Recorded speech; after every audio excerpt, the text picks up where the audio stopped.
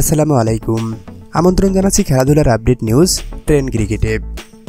কানাডায় চলছে global টি-20 league. চলতি লিগে বাংলা টাইগার্স মিহিসাগর হয়ে খেলছেন বাংলাদেশের দুই ক্রিকেটার সাকিব আল হাসান এবং শরীফুল ইসলাম। কানাডার গ্লোবাল টি-20 লিগে টরন্টো ন্যাশনালের বিপক্ষে খেলতে নেমে 2 রানের অবিশ্বাস্য জয় পেয়েছে সাকিব শরীফুলের দল। বাংলা টাইগার্সের হয়ে এদিন বল হাতে উজ্জ্বল ছিলেন বাংলাদেশের দুই ক্রিকেটার সাকিব আল হাসান এবং শরীফুল ইসলাম। সেই সাথে ব্যাট হাতেও ঝলক দেখিয়েছেন সাকিব আল হাসান। বাংলা টাইগার্স মিহিসাগর হয়ে শেষ দিকে ব্যাট করতে নেমে জ্বলে ওঠেন দলের অধিনায়ক সাকিব আল হাসান।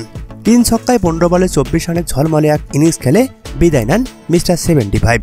তার এই দুর্দান্ত ব্যাটিংয়ের উপর ভর করে নির্ধারিত 20 ওভারে 7 উইকেট হারিয়ে 168 রানের সংগ্রহ দাঁড় করায় বাংলা টাইগার্স মিহিসাগর।